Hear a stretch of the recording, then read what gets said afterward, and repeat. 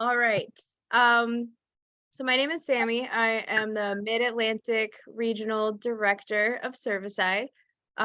We have Jeremy with us, and he is one of our New York members, and he is going to be demonstrating how to process a deer. So Jeremy, if you want to introduce yourself, go through all that I'm stuff. Jeremy.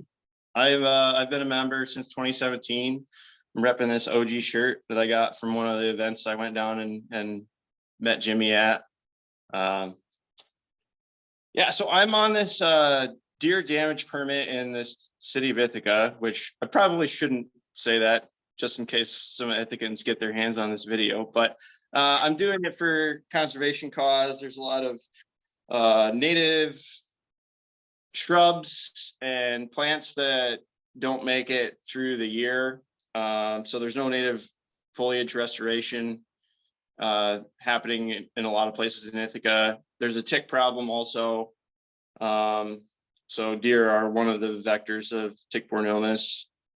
And on top of that, there's a lot of car collisions with deer in the town and city. So the town and the city have made an effort to reduce the population by volunteers. Basically, I got in through the luck of the draw. My friend was a city employee, and he went to bat for me and got me in on this permit. And I've been doing this for, I think this will be my 4th year. But anyway, we're not here to really talk about the permit. We're here to talk about how to process the deer. So I'm going to go over some of the basic tools that I use usually. Bleach is the first one. I'll disinfect all my surfaces. I usually use a tote because I can't afford coolers. Good cutting boards, good to have. I think I got this on Amazon for $5. Roll of towels. A real towel is good to have just for hands and stuff. Make sure it's clean. And then I have a Victorinox knife set with all kinds of knives that I'll never use. The main knife that I use is a 6-inch blade knife. I don't even use a skinning knife. Most of the time, I just muscle the skin off. So I'm going to start with that. Sharp knife's important. If you don't have a good steel is good to have. You basically just take the burr off the knife. A good sharpening block is also super important to have, but not 100% necessary, especially if you got enough money to just buy a new knife every time you do it. It's like socks or whatever. So, Jeremy, why is it more important to have a sharp knife in this experience than a dull one? So contrary to popular belief, a sharp knife is actually less dangerous than a dull one because it works with you and not against you. If you're constantly fighting your knife, you're more apt to swing and miss and cut either somebody else or yourself, and then you end up in the ER with stitches. Nobody likes to spend 3 hours in the waiting room for something that could have been avoided in the first place by using a sharp knife.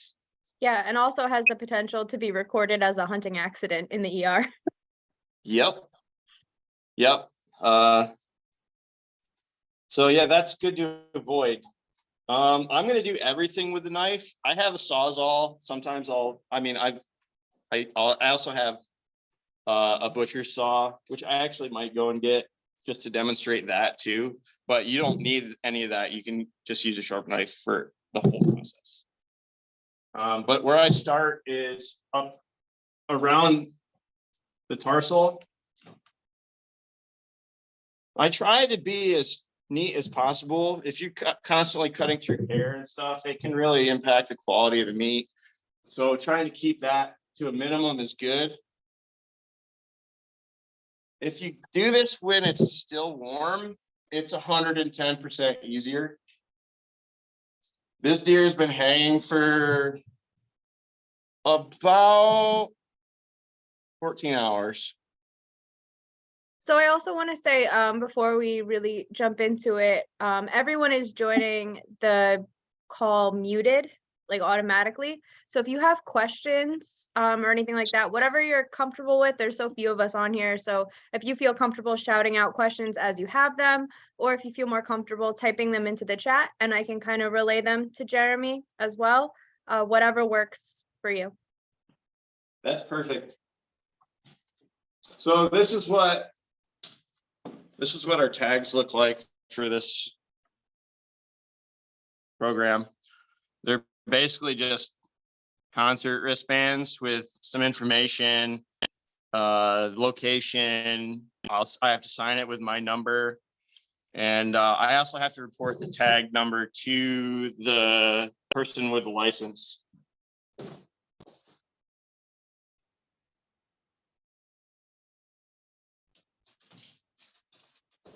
So what I'm doing is I'm going around the base of the shank here. The shank is the part of the leg that comes out of the deer's backside or shoulder. If that makes sense. So once I get all the way around and it's completely clear, I'll go in at the groin and go up to where it's open.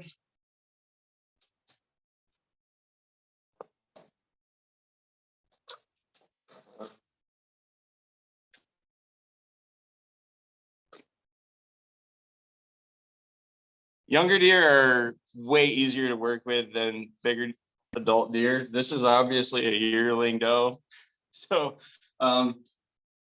it's gonna take me a little less time probably to get this hide off, because it's like, I don't know, it's just really supple.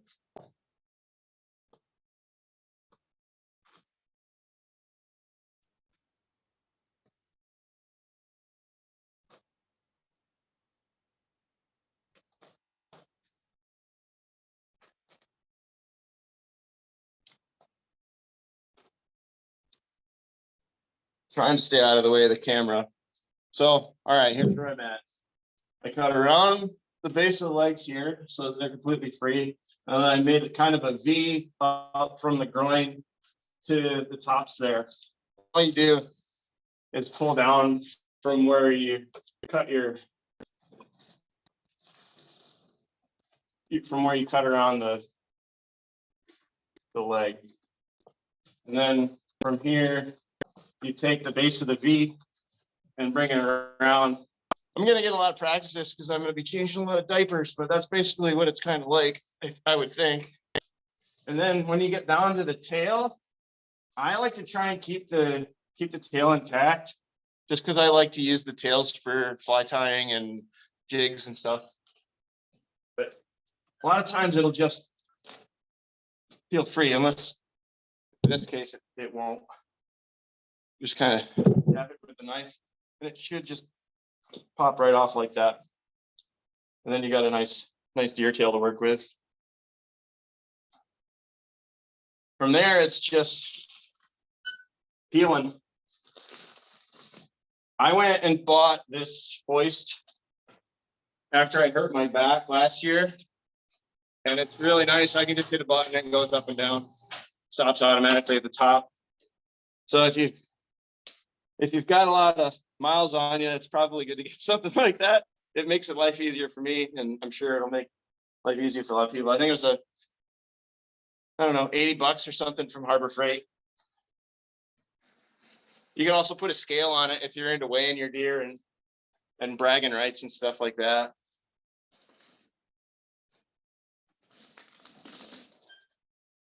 I basically put my weight into it. I'm not a small guy. I weigh about 245 pounds, so I can just hang on it, and a lot of it just falls right off. I don't have to put a lot of effort in.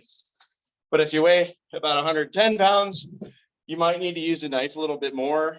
There's a trick where you could put like a tennis ball or a golf ball in the hide, and then whip a rope around it, and use a come along or another kind of winch to help pull the skin off, especially if it's been sitting a while. warm is obviously easier, like I said.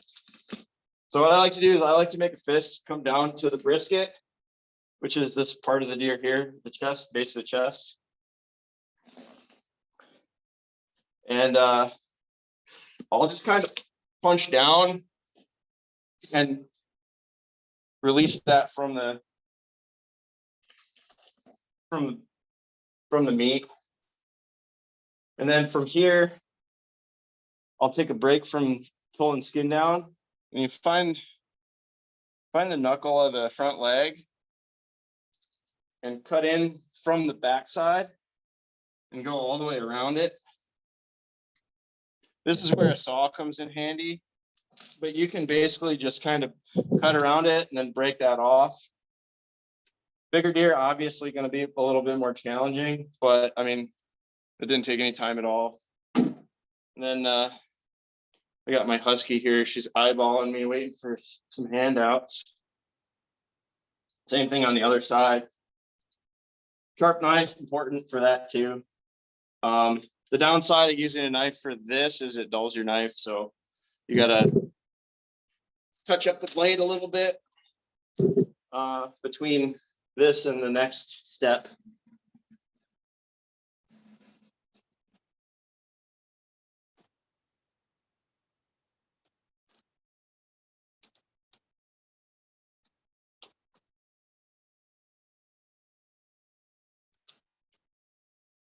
Sometimes it's a little difficult. There's a lot of tendon and ligature there, but it'll come eventually. I like to wipe a lot of the hair off the blade. It's a good time to get your steel or something to touch the blade up a little bit. From there, I like to cut up from where I just took the leg off, up to the armpit of the front shoulder. It just makes it a little easier to take the skin around the shoulder when it comes down there. Jeremy, you're slightly out of view. Do you mind adjusting so we can see the cuts that you're making down there? Perfect. Yes. Thank you. So what I just did is I came up the front leg to about the armpit, and then from there, it's just a little bit more muscle.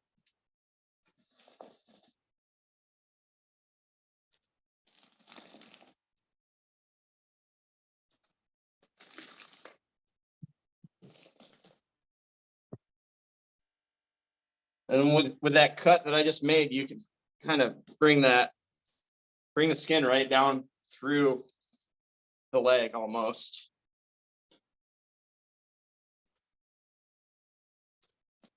See, it just kind of works its way down and around that. And then from there, it just peels right off.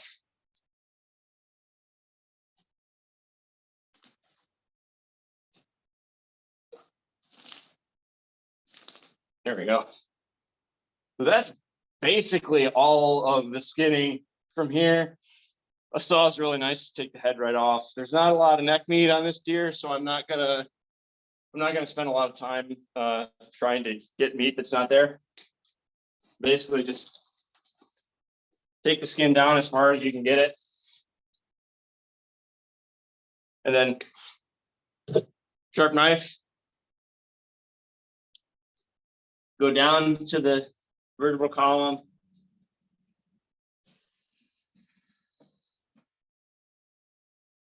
A lot of times, if you get between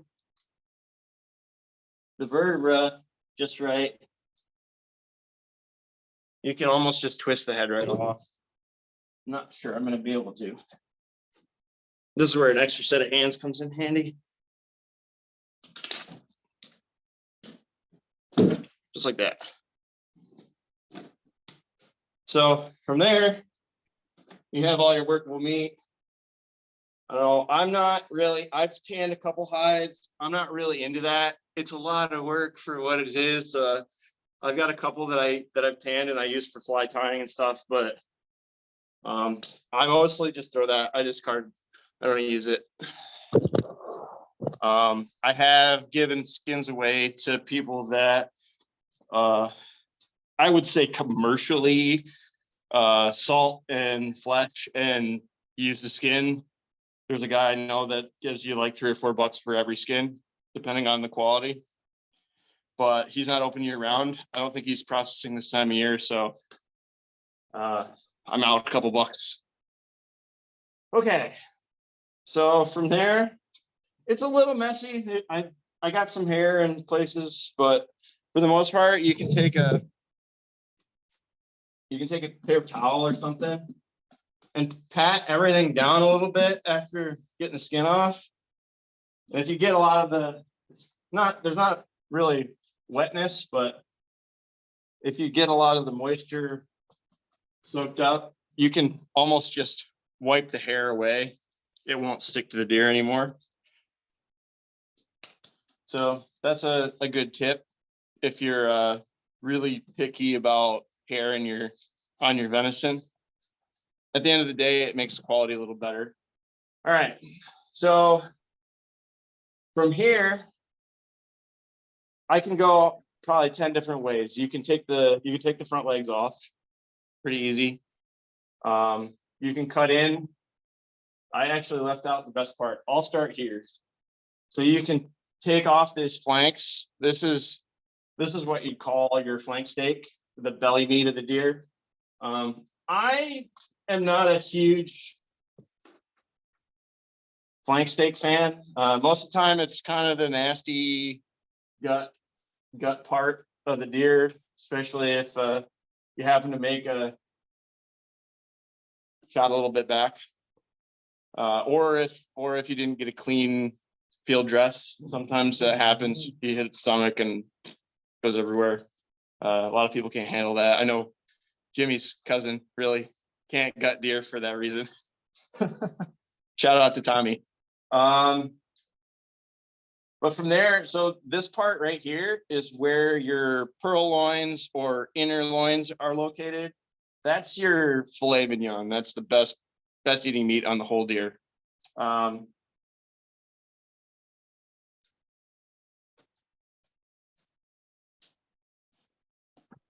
So to get them out, you can kind of, here, I'll bring the camera a little closer.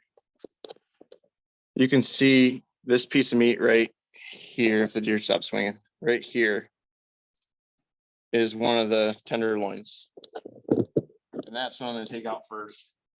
I like to go down the base of the spine and then right up at the top, I'll cut down at a 45-degree angle. And these pieces of meat are so tender, especially in the younger deer, that a lot of times just those two cuts will allow that piece of meat to just peel right out. And then you can set it on your clean surface and deal with it later. So what I like to do is I like to get everything off the bone. I'll put it on my cutting surface or into a tote. Either way is plenty fine. If you're planning on cutting the rest of the deer up later, into a tote and then into a fridge, or if you're in an environment where it's cool enough to leave it outside, that's good. How cool would you say it is in there, Jeremy? It's probably about 40 degrees here right now. So generally you want below 45 degrees. 42 is really ideal.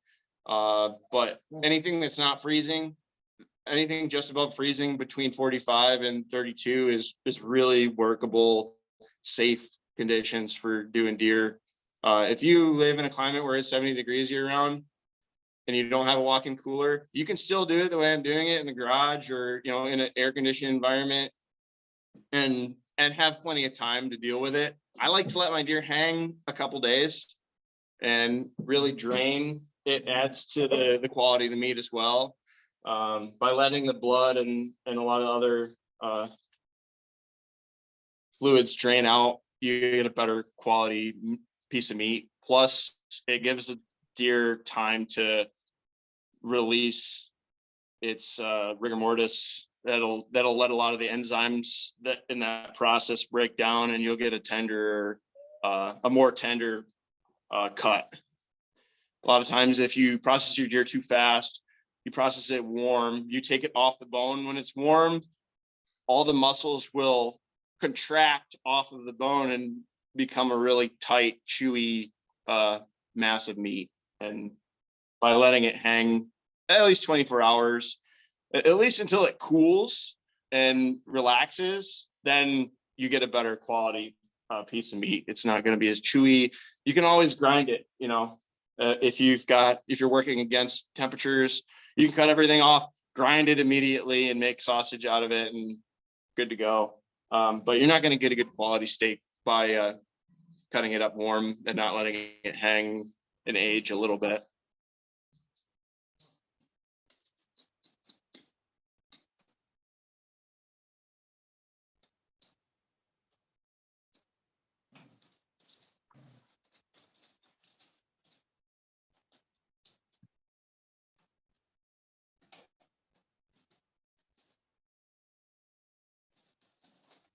I like to even cut these out the night of the harvest and hit them with some salt and pepper and cook them right then.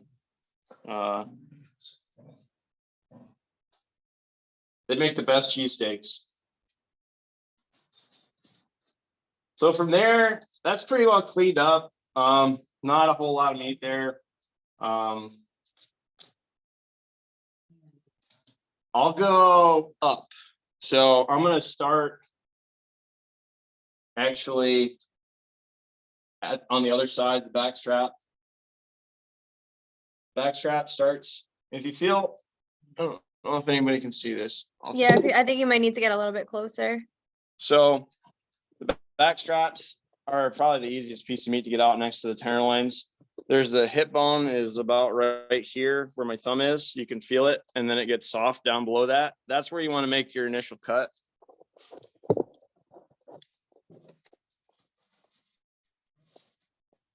So you cut into there, and then do the same thing as the inner loins. You cut down the base of the backbone, and it pretty much will do the same thing that the inner loin does.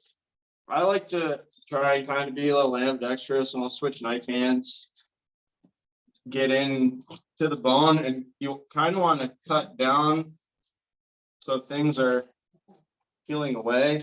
You can do this either way. You take your time. A good deboning knife like a fillet knife is really good for this process. Yeah, the fillet knife will flex, so that allows you to kind of glide along the bone easier than if you were using a knife with a harder straight edge.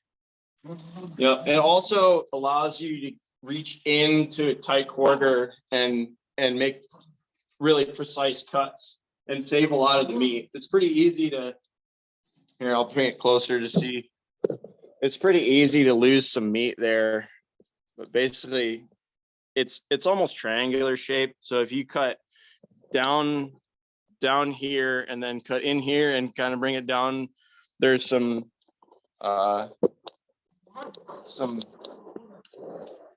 longer vertebrae that are almost rib-like, then it's sorry, I can't remember my deer anatomy. It'll kind of pop off the bone there. So from there, kind of just keep an angle along the top of the rib cage into the vertebral column, and that back strap will just fall right out of there.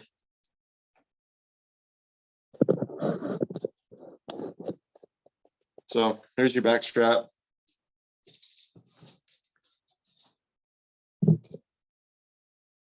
And then the same thing for the other side. You can see it. I missed a little bit here, but for the most part,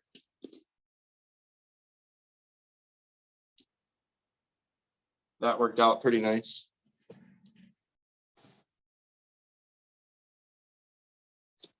Other side's just the exact opposite.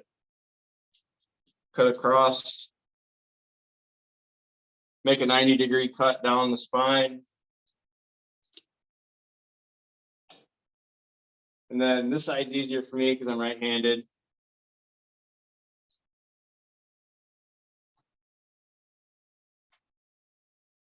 Jeremy, if you weren't talking to us right now, what would your soundtrack be? Quiet. Really? Quiet right now. I just listened to, I don't know, my soundtrack right now, I listen to Amazon Prime Music, so it's mostly a mixture of alt rock and country, like Foo Fighters, and I don't know. I heard on the radio that Morgan Wallen got 1, 2, and 3 in the top country hit list twice in the last 2 years. Like the first song on the top of the list, the second song at the top of the list, and the third song at the top of the list were all his. And nobody's ever done that except for him. So, and he's done it twice. So I started listening to him pretty regularly too. I heard you really like Pearl Jam.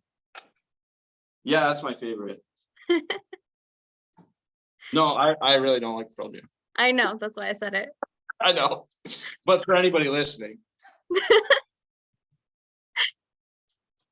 No, actually, Pearl Jam skips into my soundtrack, and I try to, if my hands are free, I'll skip it.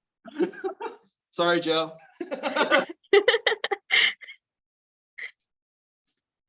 So there's backstrap number 2. From there, you know, the younger deer don't have a lot of sinew. Can't see my face, but that's okay. My face isn't important. A lot of people really don't like this silver skin or sinew. I'll actually go through that a little later, but for the most part, I'd say 80% of it just peels right off, and that's refuse. Yeah, Jeremy, I'll even start at the top of the strap and like peel all the way down, just straight. Yep. So that's what they look like. I actually hit a piece of it with the broadhead, so whoopsie. From there, the back's clean, the inner loins are out. I'll touch up my blade a little bit. I don't always touch up my blade between cuts, but it's good. Good practice. So I said I was going to work up. You can kind of see if I move this a little closer. There we go. So here and here are the next cuts I make. This is what you'd call, let's see, the quad muscle, if you're talking about human anatomy. But I call it the football roast because it looks like a football when you can take it off. So there's the knuckle of the knee joint is right here. You go in just below that. I don't know, trying to be camera conscious. And you take that right down to the base of the hip joint. And then from there, just kind of pops right off. And then it's really football shaped. This is good for things like pot roast or venison barbecue. You can also cut it up into squares or just grind it. It's good. I just want to reiterate for anybody just jumping on, if you want to or have a question, feel free to unmute and ask it. If you would like me to field it for Jeremy, you can absolutely type it into the chat. I have that window open and I can ask him for you so Jeremy doesn't have to look at his phone while he's doing this. I'm trying to look at my phone so people can see my pretty face. All right. So that's the 2 football roasts. Like I said, it's good for pot roast. You could probably make jerky out of it, but there's a lot of layers to it. So I can get into that after all the meat's off the deer, but for now, I like it for pot roast or or barbecue in the crock pot. So this is, a lot of people won't do this. I don't see a lot of people debone the deer like this. I don't know. Some people will just quarter it and then like saw the leg off, I think. But I also haven't seen many people outside of my mentors do this. So if anybody else has an alternative method, that's not like mine, I'm interested to hear that too. So please speak up. This doesn't have to be one-sided. I'm so short, Jeremy, that I usually have to take off leg by leg and do it that, like, I can't stand there and do what you're doing right now. I'm 5'1". Yep. Yeah, and a lot of that has ease of access too. It's obviously a little easier for somebody that's 6'3" to do something like this in their garage. Having a taller ceiling would be nice for me. That way I could actually put it right where I want it, but I have to crouch down for some of the lower hanging pieces of meat. From here, you can see the femur here is kind of exposed after taking that roast off. I like to cut down the femur to the base of the hip joint on both sides. And then turn it around. This would be your hock or your shank, your back leg shank. And if you feel around there, there's a spot where the tendon kind of comes in, the Achilles comes in there. You cut just below that at a 45-degree angle down to the knee joint where it meets where you just made that cut. And it'll pretty much fall right off of there after you make the next cut. So from there, I like to go down the groin to the hip, spin around, and then continue cutting the other way. So there's kind of a Y here where the hip makes kind of a 90-degree turn. Can you show us that? Can you show us that? I can try. It's easier to see when the meat's off the bone, but right here, the hip juts out over here, and you kind of got to go around that to get down the rest of the way.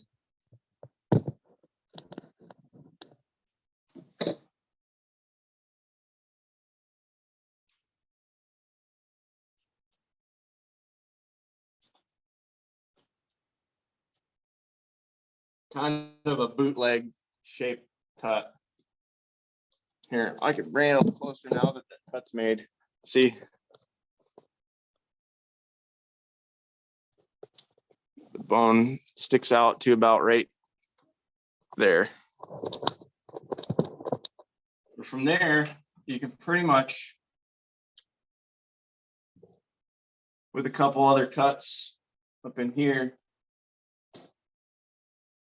This is probably the most dangerous part, making these cuts. I'm actually going to bring the deer down a little bit.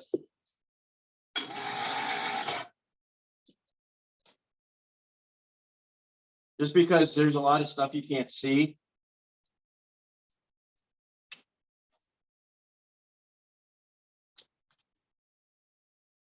Once all the meat is kind of detached from the bone,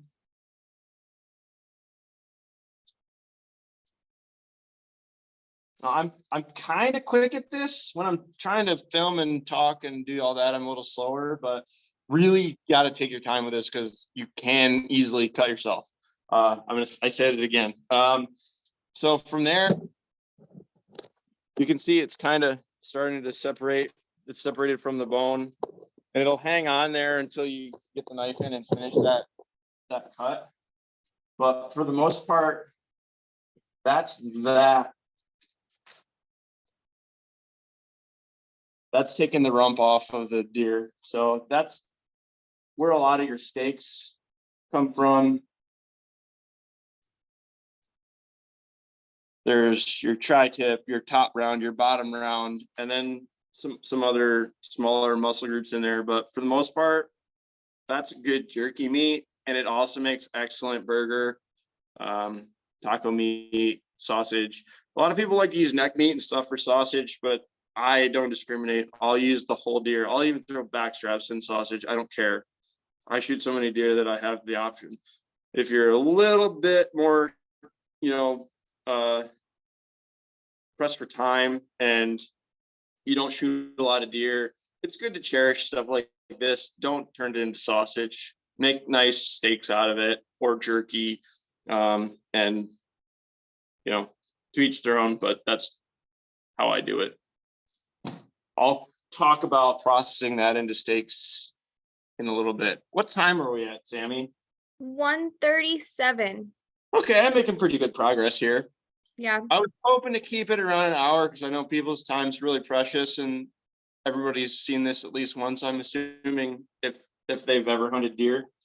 So I'm gonna try and hammer this next one out, and then I'll get to the front shoulders. I'll cut back on my chit chat.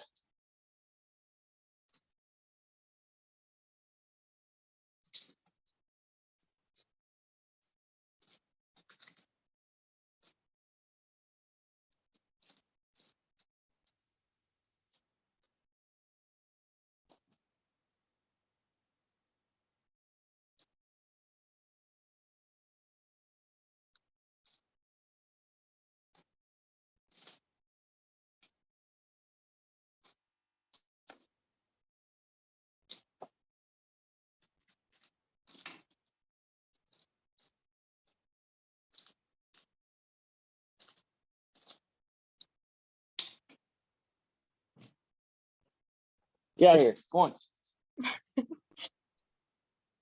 The damn dog pulled one of the back straps down. That was Savannah, obviously. Yeah, it was obviously the husky. Okay, from there, I mean, you can do stuff with the shanks. They're really fibrous. It's hard to work with them. It makes okay stew. But like I said, with the volume of deer that I've been killing in the past couple of years, I mostly just let the dogs have that. So if she doesn't freaking take the back strap.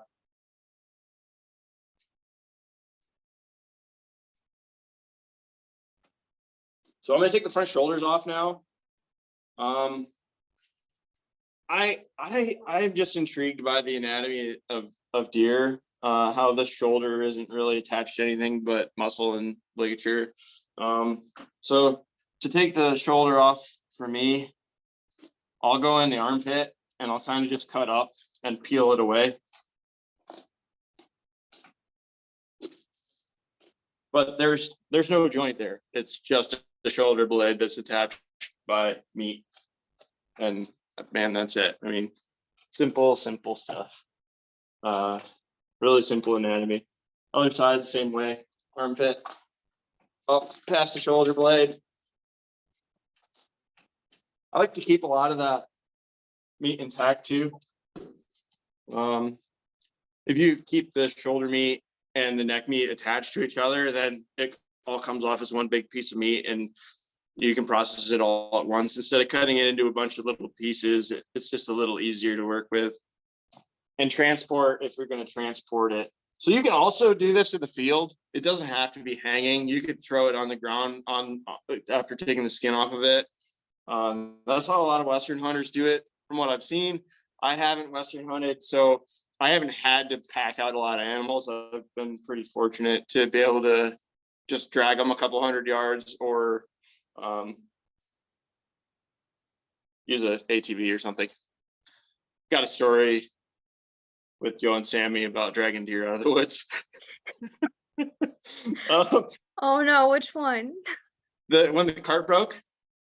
Oh yeah, Joey and I broke the cart of death. Yep, trying to put two bucks into a cart. It was a little much for the wheels. Yes, it was. So neck meat, you do the same thing as you do with the back straps.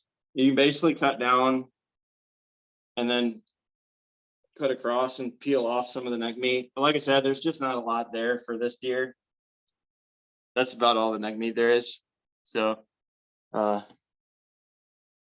it's the same kind of thing, kind of gliding the fillet knife along the bone. yep. Yep. For the most part, a lot of that came off with the shoulder. You know, from there, I actually do a lot of dog treats and stuff too. I'll cut down the rib cage with a saw and then separate the ribs with a fillet knife, kind of like that. And then just dehydrate them, and the dogs can eat them bones and all without having too many issues, as long as they don't swallow the thing whole and they actually chew it. My dogs, they love that. You know, it's not for all dogs, but dogs that are patient enough to actually take the time to chew and enjoy it, they might like that. Just a Hey, fun Jeremy. fact. Yeah. Question: do you think there's enough fat to slowly throw the ribs into a smoker, or no? The answer is yes and no. It depends on the deer. It really matters how big the deer is. So this deer, I would say don't bother. But I've shot big does, like 200-pound does that, oh, maybe not 200, 160 to 180-pound does that had a really thick layer of meat and fat here. Enough so, like mule deer status. Like I've seen guys take the flank steak and fillet down across each rib and then be able to roll the rib meat up into like a ball of meat bigger than these football roasts. And then you could throw that in the crock pot and make a really nice barbecue, or in the smoker. You can leave it right on and smoke it. I don't see there being an issue with that. I've never done it personally, but then again, I don't shoot a lot of deer that are big enough to do that. Maybe 10% of the deer I kill are big enough to do that with.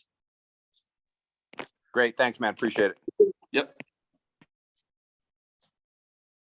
So from there, I mean, that's pretty much all that I can take off this deer. Yeah, there's some stuff left. These flanks, you can make jerky out of them.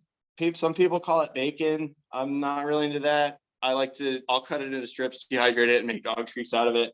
I also will grind a lot of this if it's convenient for me and I've got time. I'll take a lot of this scrap meat off and slow cook it and food process it and then can it for the dogs. Canning, if you're going to can meat, really pay attention to the temperature and the pressures that you're using. You can harbor a really gnarly bacteria in canned meat that can kill you. So if you're going to do that, really read about it and have the proper equipment for that. But for the most part, peas, carrots, rice, venison makes great dog food, especially if you're just going to keep it in the fridge. It's a great way to use the rest of the deer. That's going to be Jeremy's next webinar.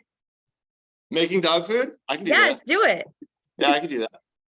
But I'm going to leave this here and I'm going to transition to the table. I'm going to wash up a little bit and hide this backstrap that the dog almost made off with so that nobody sees the sacrilege.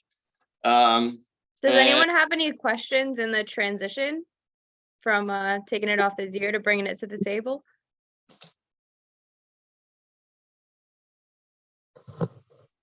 Yeah, I missed the first part of this, Jeremy. I apologize. If you take your deer from, hi, I've just shot it, do you refrigerate it and try to cool it down? And at what point, is there a certain amount of time then you say, okay, I'm gonna do that, and then now I'm gonna start cutting it up and processing it? Yeah. So I like to try and let them hang at least 24 hours, enough time for the deer to cool down to ambient temperature, wherever you're storing it. If you're in a place where it's 70 degrees year round, it's a little more difficult than, the 40 degrees that I have right now. Between 45 and freezing is really ideal for letting the deer hang almost as long as you want. Some I've seen some footage of butchers hanging deer carcasses with the skin off for like a month. So as long as the temperature is right, you can really get away with a lot as far as aging goes. But me personally, I like 1 day to 4 or 5 days. I try not to let it go any longer than 5 days because I don't have a walk-in cooler. I'm really at the mercy of the environment I'm in. And, you know, unless it's wintertime, some of the early fall harvests can be tricky. You have to get to it pretty quick. Otherwise, the meat can spoil. Anything over 45. Cool, But thanks. yep. Jeremy, we have a question in the chat, which I'm assuming is about the dog food. What would be the max temp for it being dangerous? Is the question. For like Or while you're canning. for canning. Oh, for the deer itself? Never mind. Thank you. I guess that's just For the been deer on there. itself, anything over 45 is dangerous to let it hang for too long. You really want to get after it. If you don't have a walk-in cooler, or you are in an environment where it's warmer than 45 degrees year round, then it's good to get after it as fast as you can. You know, obviously keeping it on the bone and letting it age long enough to let the meat relax and let the enzymes break down a little bit is going to give you a better quality steak. But there's ways to get around it. You can saw, like I'm deboning everything hanging. So this is after letting it hang for a day and it's relaxed and the meat's all been cooled and chilled. If you're still cutting them warm, like a lot of guys having to pack out meat, it's good to cut down to if you're taking the back legs off, cut down to the hip and take the hip joint right out and leave everything attached to the bone. That way it gives the meat time to relax on the bone and you're not getting a really tough steak.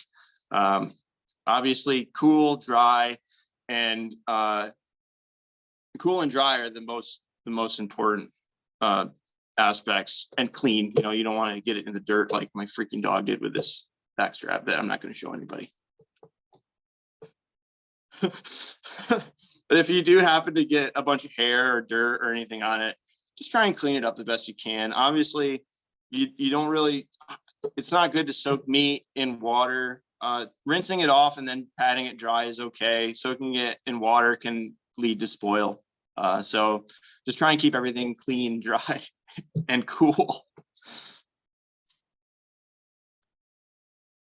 But yeah, from there, I'm gonna take a quick 5-minute break. I'm gonna clean this backstrap off because I'm sick of looking at it like it is, and I'm going to clean my service, and I'll be right back.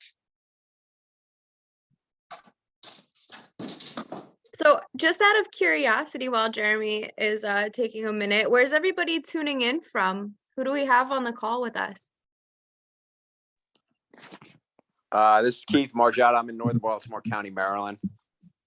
Hey, Keith. Thanks for Hey. joining us. This is Jason. I'm near Augusta, Georgia. Hi, still at work. Jason. Awesome. Thanks for tuning in. It's really appreciated. I'm from Jersey, right outside Atlantic City. My name is Brian. Hey, Brian. Thanks for tuning in. Yep. I'm Sammy. I'm the Mid-Atlantic Region CRD. Sorry for my dog whining in the background. My husband just got home, and that's kind of the way it goes around here. So do you guys process a lot of your own stuff? Like what was your motivation for tuning in today? I usually quarter mine, put them in the freezer, and then at the end when it's like winter time, then I normally do everything. Cause I'm like you, our weather sucks. It's you either got to kill it and do it right away, or so I just figured I don't know, let them hang for like 5 hours and then quarter them and then do it all at one shot at the end. Gotcha. Yeah, we have some Novembers even up here that are still 80 degrees, which is not ideal for processing. Not at all. I think for me is this is Keith. A lot of times I'll send it out because I'm just it's that laziness, or I'll get back especially in the evening, it's, 7 or 8 by the time I get back, and I'm like, okay, I don't want to deal with this. I'm tired. I've been out since whatever. So a lot of times I'll send it out to one of our local places, which they do a really good job. But then, after a while, especially if you're putting in the time and it's 2, 3, 4, 5 deer, whatever, at almost $100 a pop, I would almost rather just say, hey, let me do this myself, take a day or whatever. It's kind of peaceful, I would say, to cut it to the way you want. So it's nice to kind of hear how each guy does it, or each person does it, and what they specifically look for and in their cuts. And, especially, if you don't do it a lot yourself, it's nice just to see that, how guys from different parts of the US do it, whether it's a whitetail or a mule deer or, an elk or whatever. So that's the reason I'm on today. Nice. Thank you, Keith. Yeah, I mean, having the time is huge. Like for those of us who work long hours, right? I mean, just maybe learning how to do it more efficiently, or like you said, laziness. I mean, that definitely kicks in. Hunting can become a full-time job in and of itself sometimes. So I really appreciate that. Who just jumped on? Hi, Jacob. Hi.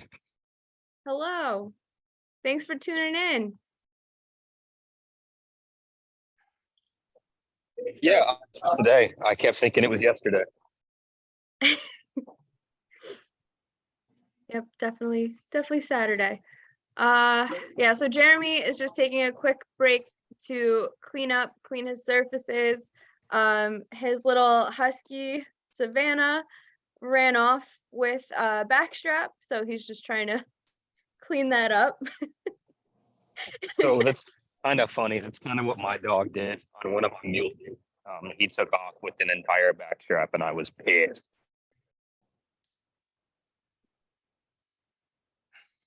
Yeah, dogs are great. Oh, well, no comment on mine right now. Yeah. Jason, for you as well. I mean, you're from, coming in from Georgia. I'd imagine you don't have a lot of a window when it comes to butchering also. Well, I'm actually not originally from here. I came here for work. Oh, I've been okay. here about 1.5 years already. But I did come from Florida, and I'm still fairly new to hunting, at least as an adult. I hunted a few times with my dad when I was younger. I've butchered a hog or two with him, but never any deer. And so I joined Cervicide last summer and everything, and hunted hard all season long. Shot one deer, but couldn't recover him, unfortunately. And I didn't even know this was going on until Justin tagged me in a Facebook post, and that's when I decided to jump on. So I was late getting into it, but it's all right. But as far as You're not the only the one. heat around here and stuff, I mean, the winter is hit and miss here. I mean, it gets pretty cold here. But if I do get one, I'll probably just end up taking it to the processor, at least for the time being, until I can build a cooling room and stuff, be able to do so. But yeah, that's about where I'm at with it all. And I work 6 and 7 days a week, so it's hard to even just get out and hunt. Yeah, let alone have the time to break it down, right? Right. Yeah. And Justin just put in the chat here, for those of you that are tuning in a little bit late, this is being recorded. So, you guys will be able to have that available to you. For those of you who missed the first part, you're not really missing much. You just need a few minutes to sit down, tune in, see Jeremy skin a deer. He's doing great. I see he's joined us again, so I'm gonna let him take it back over. Yep, so I'm just doing some disinfecting in my service. I got a table set up. I made a little like 2% bleach solution to clean the surface up a little bit. before I went and slapped a bunch of meat on it.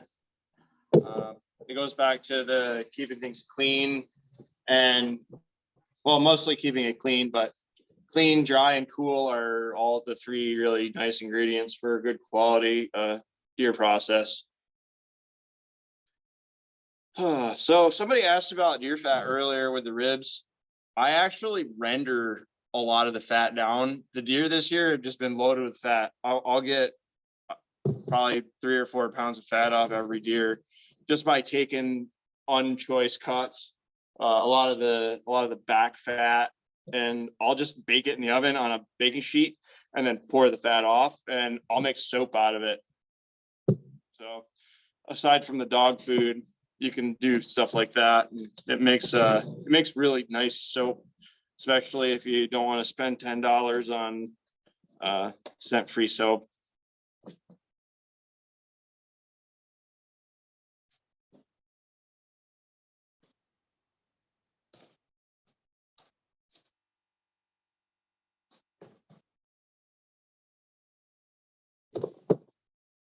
I'm gonna lay everything out on the table and then show everybody what I'm working with here. Oh, okay. While you're doing that, Jeremy, Jason just asked the question, is it worth it to cook the deer ribs, like smoking them and whatnot? Just to reiterate, for those of you that missed it, we were kind of talking about this a little bit before. It's hit or miss. It really is. Part of it depends on the size of the deer. This was a yearling doe, so there's not really too much meat on the deer to begin with. So that, I mean, your discretion. Some people do, some people don't. Jeremy will also make dog treats out of the ribs, which I've already voluntold him that he's going to be doing a dog food and dog treat webinar for you guys at some point, because there is a lot of curiosity about that. You're welcome, Jeremy. We got this. So I don't usually have a towel, but a towel is nice to kind of keep your hands dry. Sometimes I wear gloves, but most of the time I just try and keep my hands clean. I just went inside, washed my hands, got cleaned up after pulling the hide off and all that. Got all the dirt and the grime and the blood and all the other crap off my hands. And what I usually do is what I usually do is I've got a tote. You know, if you've got a Yeti cooler, great. You could keep your meat cool for days in that. But I'll cut into a tote and then I'll throw it. I've got an extra fridge that I throw meat in that I'm gonna grind. So that's my plan for that. I think I'm gonna grind most of this deer, but I'm gonna go through the process of how I cut it into steaks and usable chunks of meat as well.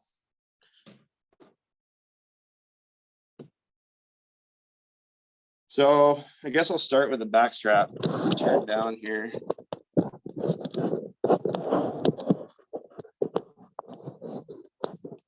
I can no longer see anybody, but I think people can see my cutting board. Looks great. Perfect. So that's the one the dog didn't get. These are the tenderloins here, small version of the back strap. I like to take a lot of the crappy blood and all the other stuff that's on these and try and peel it off and set it aside. I'll hit them under the sink real quick and get a lot of that off later. So I'll actually set those aside.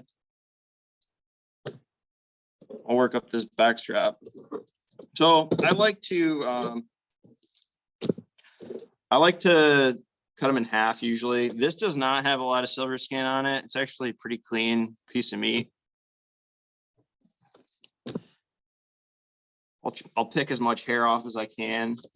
And then for the sake of time with all these deer that I've been processing, I'll just keep it whole and I'll package it just like that. You know, I might fold it in half like that and throw it right in a vacuum seal bag. And then I'll pull it out and season it in some oil and let it sit a couple days in the fridge and then grill it. That's pretty much that. I also like to make a lot of jerky out of those. It's the best jerky, period. So This is one of the football roasts. Here's the other one.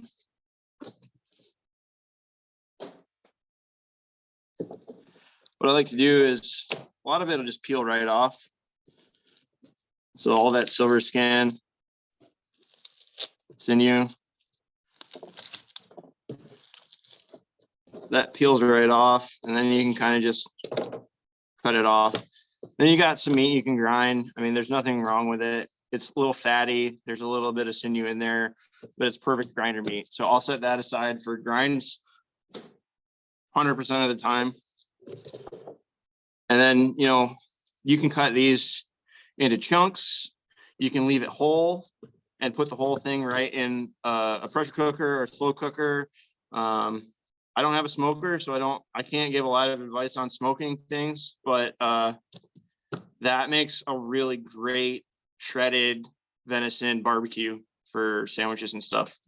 So basically that's all I'll do with that for the sake of time. I'll do the same thing with the other one. You know, try and pick a lot of the hair and stuff off of it. Good paper towel, kind of pat it dry, especially where you've made the cuts. You want that to stay dry and clean. A lot of dirt and grime and stuff can get sucked into the meat that way.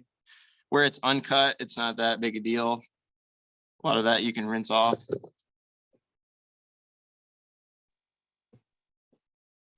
But for the most part, it's pretty good. Same thing, just kind of peel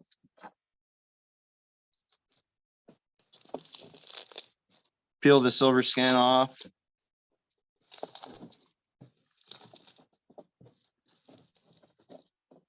Get to a point there where it's all connected, and you just cut it right off like that. More sausage. Pretty nice roast. I like to package those together. I'll put the cut side together and then I'll package it in one package. I just have a cheap vacuum sealer.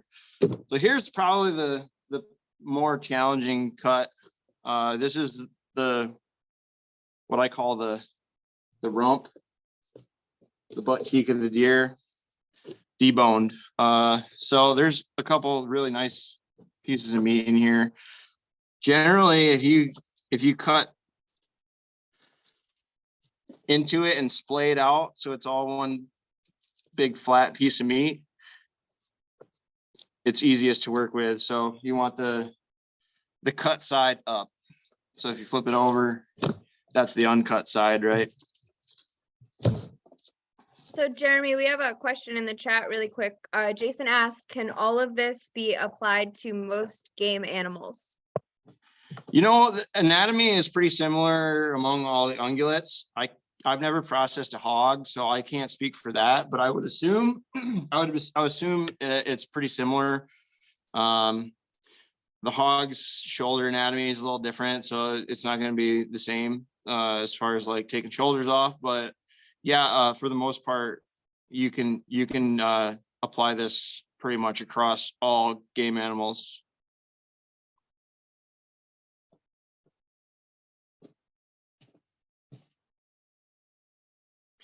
So if you look carefully, you can see there's natural seams in the meat. So I just like to kind of work with that. Don't fight against that. And just kind of separate it out by those seams. So that would be like your top round giant steak. This little piece here is what I call tri-tip. You know, I may be wrong. If there's a professional butcher out there, they're more than welcome to tell me I'm wrong, but that's just this is how I call it.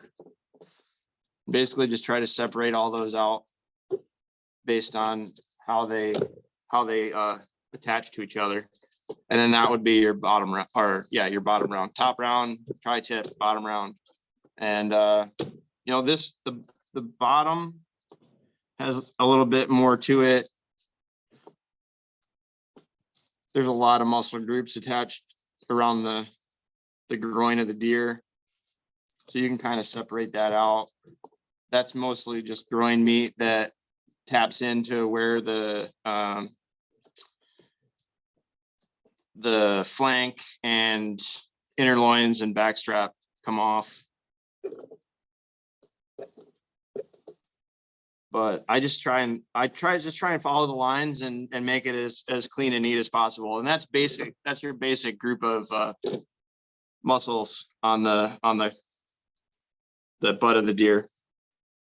From there, I'll package them. This makes really nice jerky. You can also make really great barbecue roasts. I'm sure it would smoke really nicely. I've made, since we're coming into corned beef and cabbage season, I've made corned venison out of this particular piece of meat, and it turned out incredible. You know, we can get into the weeds on that, but Hey, when you use that piece of meat for corned beef, I mean, that's a brine, correct? yeah, you get pickling spices and canning salt, and you soak it for like 10 days or more. Okay. Yep. And you know, I did it in like a black bag, and you can do it a million different ways, but that's just how I did it. And then you boil it and or pressure cook it and cut it, you know, like pot roast.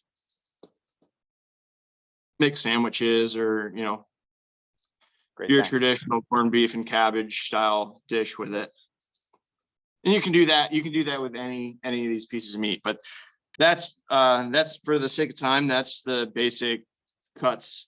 I'll grind this. This is kind of just excess meat, but these three steaks are a majority of what comes off of the rump roast. You can also leave it all whole, and you could roll it into a ball and cook it as is. I like to kind of do a little trimming before I package stuff. You can take a lot of this silver skin off. You know, you can grind it. There's nothing wrong with it. It's just aesthetics mostly. But I'll package that just like that. Same here. You see there's some silver skin here. You can kind of cut in, peel that away. Again, one of the benefits of having a sharp knife as opposed to a dull one, if you saw the way Jeremy barely moved his hands to kind of get all of that off, the knife was working for him versus the other way around. Yep, and I can process pretty much everything with just a fillet knife. I've got all kinds of different scimitar knives and big butcher's knives, and you know, for the most part, unless I'm making like big long slices for jerky or whatever, I don't have like a slicer, like a rotating slicer. So I do everything mostly by hand. But you don't have to make it complicated. It's really pretty simple. And honestly, there's no better way to learn this process other than just doing it. I can talk about it all day and show you guys over and over and over again, but until you actually practice it and do it yourself, you're not going to get good at it. It's just kind of like golfing. Well, it's not as hard as golfing, but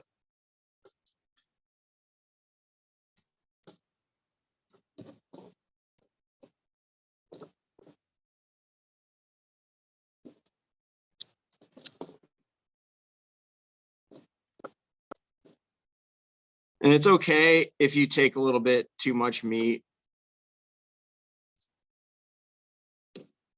Just go slow.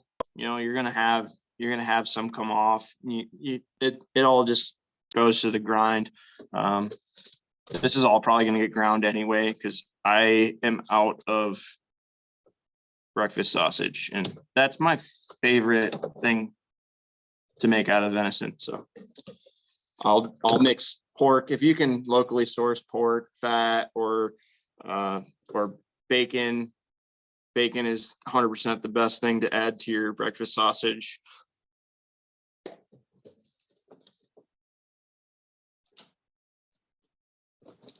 I'm gonna kind of whiz through this next one and I'll jump to the shoulder.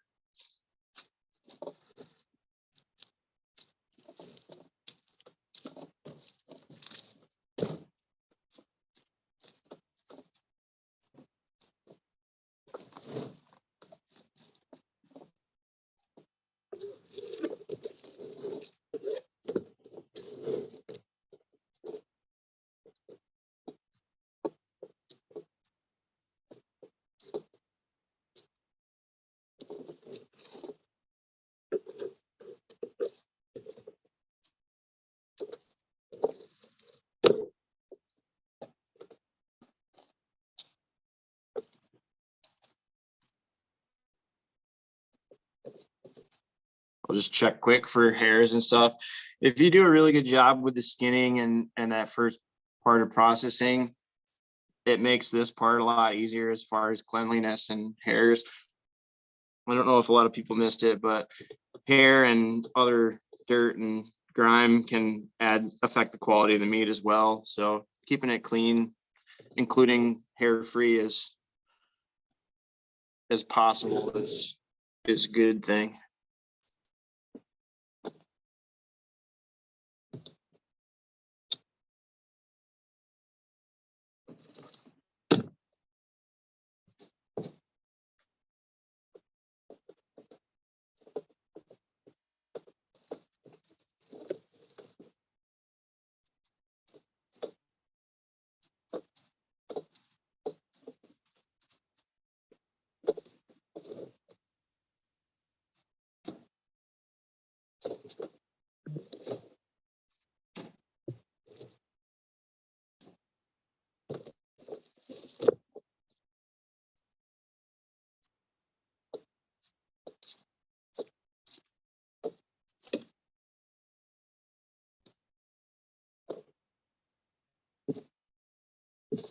All right.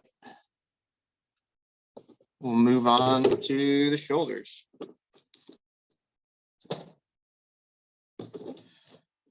So these are my least favorite. This is my least favorite part of processing, just because it's hard on the knife.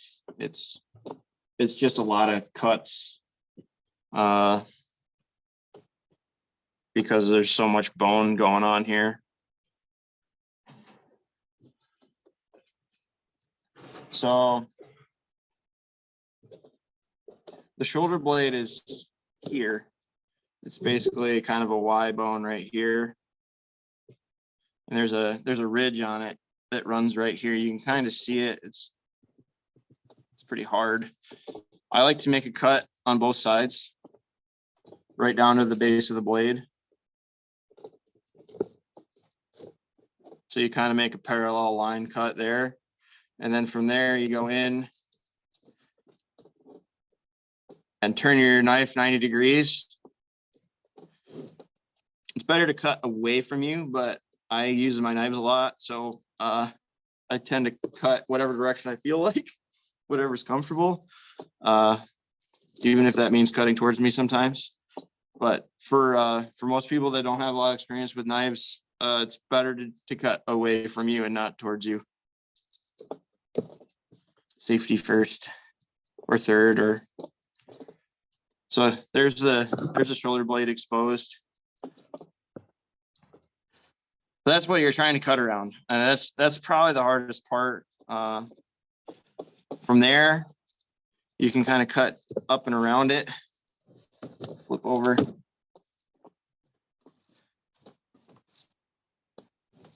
And then you want to go almost all the way down to the joint down here. So from there, you kind of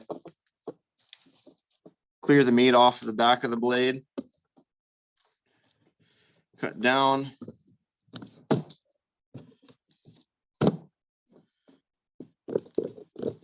And around the joint and free that piece of meat. Same thing on the other side.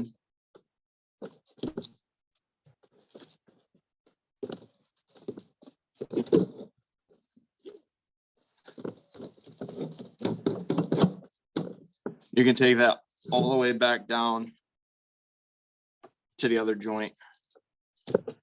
So those are the two big pieces of meat that you get off the shoulder. You can do stuff with the shank. A lot of people like osso buco, which is like a stew made with bone-in medallion slices of that piece of meat. It's a lot of work for what it is in my mind. So I've never made it, but if you're open to trying something new and you have a nice bandsaw or something, you could make those cuts and make a nice soup or stew or osso buco out of it. It's also really tendony, a lot of sinew there. It's hard to work with. Kind of like turkey legs. But that's basically it for the shoulder. All of this I will put to grinds. I won't make anything else out of it, for just because it's tough meat. It's the toughest meat on the deer in my opinion. But it's some pretty nice pieces of meat. A lot of marbled fat and a lot of sinew and silver skin. But to prep for the grinder, you can cut it into chunks.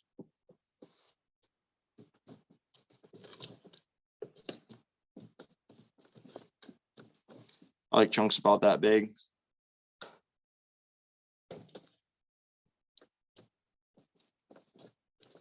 And I don't worry, as long as the fat and all the other stuff stays cool, it doesn't pick up an off flavor. If you keep everything clean and neat, I feel like a lot of the gaminess and off flavor, like that real sharp deer flavor, comes from partial spoilage and just lack of cool and cleanliness. So if you can get to it quick and make it work, you can leave a lot of that fat and sinew and stuff in there, and it won't affect the quality of the grind.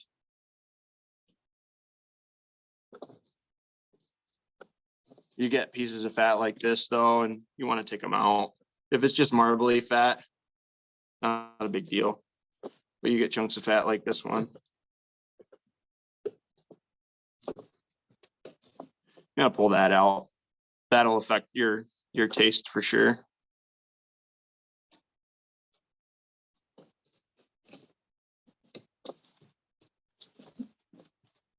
But that's pretty much it. Anybody got any more questions? Anything else that they want me to show while I've got some more meat on the table? Otherwise, I'm gonna hammer out that other shoulder, and I think we're about to the end of this.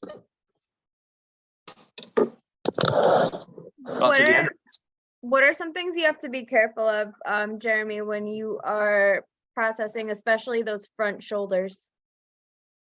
So sometimes there can be blades in there. Yeah, that right there is every archer's enemy. Everybody's. That'll stop every broadhead. Okay, not every broadhead, but a lot of broadheads. And I also use my dogs to track deer, and I get a lot of shoulder hit calls, and I usually don't pursue them because you just don't get penetration unless you're like a 6'8" full draw behemoth throwing darts at 400 feet per second. You just don't get the penetration through them. I've had a lot of deer in the shoulder, and I don't think I've recovered any of them. Maybe one. So Just got lucky. So broadheads might be an obstacle when you are processing a deer, when you hit those front shoulders.